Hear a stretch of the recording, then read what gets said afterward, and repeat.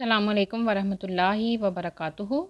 अल्हम्दुलिल्लाह हमारा सूरतुल हदीद का खूबसूरत सिलसिला कामयाबी से जारी व सारी है, क्योंकि जब कोई एक या दो बंदों तक भी हमारा नेकी का और खैर का पैगाम पहुंच जाए, जो दिल से इसे ले, तो कामयाबी ही इंशाअल्लाह हमारा मुकद्दर होगी। सूरतुल हदीद की अल्हम्दुलिल्लाह 8 आयत मुकम्मल हो चुकी हैं और आज इंशाअल्लाह ताला सूरतुल हदीद की आयत नंबर 9 हम पढ़ेंगे, जिसमें क्या क्या बयान हुआ है ईमान हकीकी का मंबा और सरचश्मा कुरान हकीम। तो चलिए शुरू करते हैं। आऊज़ु बिल्लाहि मिनश शैतानिर रजीम, बिस्मिल्लाहिर्रहमानिर्रहीम। पिछली आयत में गोया एक तरह की तंबीह और सरजनिश थी। उसके बाद अगली आयत है, यानी आज की आयत। इसमें तशवीक और तरगीब आई है कि अगर तुम्हें अपने बातिन में झांकना नसीब हो जाए, अपने दिलों को टटोलने की सआदत हासिल हो जाए और ये महसूस हो कि दिल वाक़ियतन ईमान से खाली है, तो भी घबराओ नहीं। फरमाया, तर्जुमा मुलाहिज़ा फरमाइए, वही है अल्लाह जो नाजिल फरमा रहा है अपने बंदे पर रोशन आयात, ताकि वो तुम्हें अंधेरों से रोशनी की तरफ निकाल ले। और हकीकत ये है कि अल्लाह तुम पर नहायत शफीक और मेहरबान है। कैसी तसल्ली है इन अल्फाज में। ये हमने तर्जुमा पढ़ा है, तो चलिए आइए आगे पढ़ते हैं। अंधेरे कुफर के हैं, शिर्क और अलहाद के हैं, मादियत के हैं, हिर्स और हवस की ग़ुलामी के हैं। कुरान पाक में जुल्मात हमेशा जमा के सीगा में और नूर हमेशा वाहिद के सीगा में आया है कि नूर जो है वो एक ही है और अंधेरे बहुत से। तो अल्लाह ताला ने ये किताब उतारी है, इसकी ये रोशन आयात हैं जो तुम्हें अंधेरों से निकाल कर रोशनी की तरफ ले आएंगी। यकीनन अल्लाह तुम पर मेहरबान है और वो तुम्हारा खैर ख्वाह है, तुम पर रहम फरमाने वाला है। ये है इसका मुख्तसर मफ़हूम।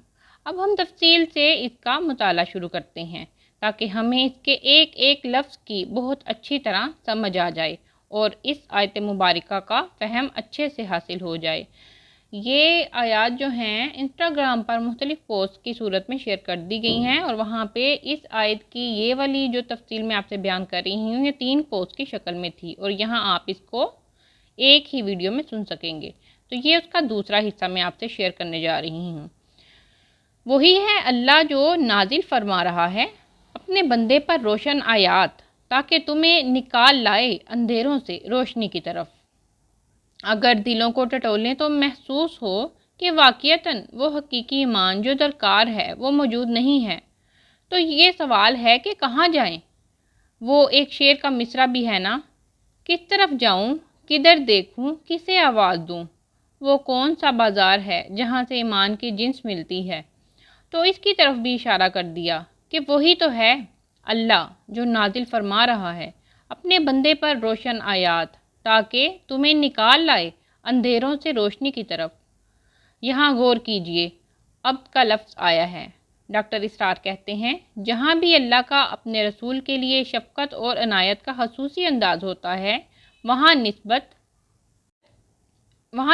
रिसालत की बजाय निस्बत अब्दियत को नुमायाँ किया जाता है। सुबहान अल्लाह, यानी कि बंदा जो है वो कहा जाता है, निस्बत रिसालत की नहीं दी जाती बल्कि बंदे की दी जाती है।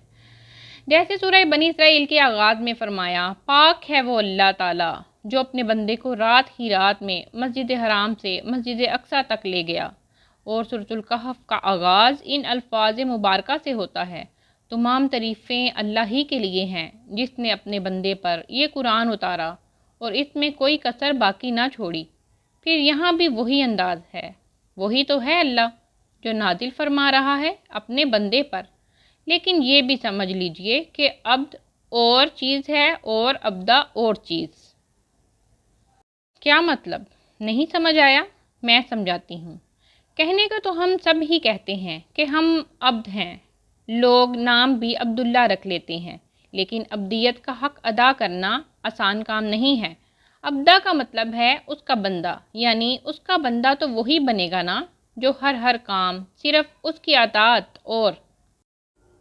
अतात और हदायत के मुताबिक करे, तो चाहे इसे बहुत नुकसान भी ज़ाहरी तौर पर उठाना पड़े, مخالفت برداشت کرنی پڑے اور وہ اس ہدایت سے، اس اطاعت سے، اس نسبت ابدیت سے ذرا بھی پیچھے نہ ہٹے، تو فرمایا وہی ہے اللہ جو نازل فرما رہا ہے اپنے بندے صلی اللہ علیہ وسلم پر روشن آیات، ایسی آیات جو بینات ہیں، روشن ہیں۔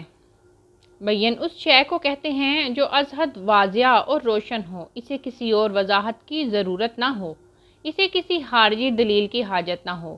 جیسے ہم کہتے ہیں کہ سورج طلوع ہو گیا، اب سورج کے وجود کے لیے کسی اور دلیل کی ضرورت نہیں، وہ تو خود اپنے وجود پر سب سے بڑی دلیل ہے۔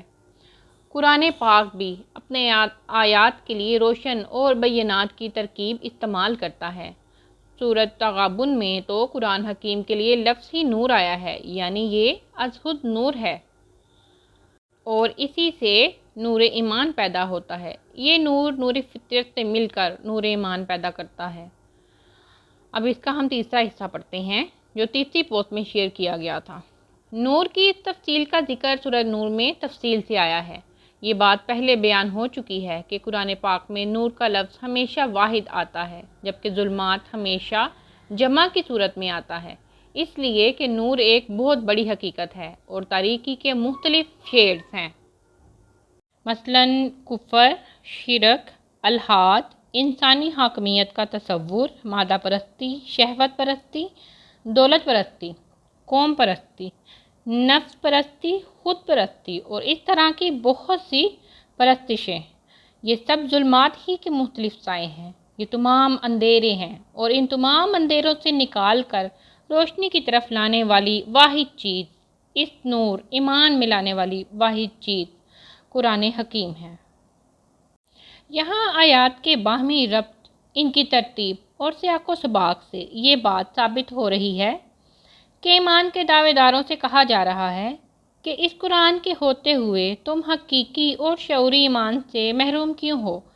عین کنویں کے پاس کھڑے ہو کر پیاسے کیوں ہو؟ ایمان کی بھی اصطلاحیں سمجھ لیں۔ ایک ہوتا ہے بلائنڈ فیتھ، یعنی کہ اندھا ایمان۔ یہ آپ کو کسی صاحب ایمان کی صحبت سے بھی حاصل ہو سکتا ہے، جیسے خوشبو والے کے پاس بیٹھ کر خوشبو ہی حاصل ہوگی نا، اس طرح یہ ایمان بھی مفید ہے، مؤثر ہے۔ دوسرا ایمان یہ ہے کہ کوئی شخص نسلی مسلمان ہے، وہ نماز اور فرائض ادا کر رہا ہے تو بھی اسے یقین اور ایمان کی کیفیت حاصل ہو جائے گی، یہ بھی مفید ہے۔ لیکن اس ایمان میں شعور اور فہم کا کوئی حصہ نہیں۔ ایک ہے شعوری ایمان جو پوری بصیرت اور فکر سے حاصل ہو، اور اصل بات یہ ہے کہ جو حقیقی اور شعوری ایمان ہے وہ قرآن پاک کی آیات پر غور کرنے سے ہی حاصل ہوتا ہے۔ ایسا ایمان جس سے پورا معاشرہ تبدیل ہو جائے، ایک ایمانی انقلاب سا آ جائے، یہ صرف اور صرف قرآن پاک سے حاصل ہو سکتا ہے۔ اس لیے قرآن پاک میں بار بار آتا ہے کہ تم غور کیوں نہیں کرتے، تم عقل سے کام کیوں نہیں لیتے۔ قرآن پاک میں سب کے لیے ہدایت موجود ہے، چاہے کوئی خاص شخص ہے یا کوئی عام، اس میں ہر ایک کے لیے ہدایت موجود ہے۔ آگے آیا ہے اللہ تعالیٰ نے جو یہ اپنا قرآن نازل فرمایا ہے، یہ تو اس کی سب سے بڑی عظیم ترین رحمت اور مہربانی ہے تم پر۔ یہ قرآن کا نازل فرمانا اس کی مہربانی ہے، احسان ہے، رحمت ہے، وہ تم پر بہت مہربان ہے، اس لیے یہ آیات نازل فرما رہا ہے۔ رؤوف اور رحیم کا مطلب ہم اگلی ویڈیو میں سمجھیں گے انشاءاللہ تعالی۔ یہاں پہ ہماری آیت نمبر 9 مکمل نہیں ہو رہی، انشاءاللہ اس کا دوسرا حصہ جو ہے وہ ہم نیکسٹ ویڈیو میں آپ کے ساتھ شیئر کریں گے، اور اس کے بعد انشاءاللہ تعالی سیرت حبیب کی اگلی قسط جو ہے وہ بھی آئے گی۔ تو آپ سنا کریں اور اس کو آگے بھی ضرور شیئر کیا کریں، اور اگر آپ چینل پہ نئے ہیں تو اس کو سبسکرائب بھی کر لیا کریں تاکہ ہر اچھی آنے والی ویڈیو آپ تک پہنچ جائے۔ تو انشاءاللہ پھر اللہ تعالی ہمیں اس پہ مکمل عمل کرنے کی بھی توفیق دے۔ پھر ملتے ہیں انشاءاللہ تعالی۔ السلام علیکم ورحمۃ اللہ وبرکاتہ۔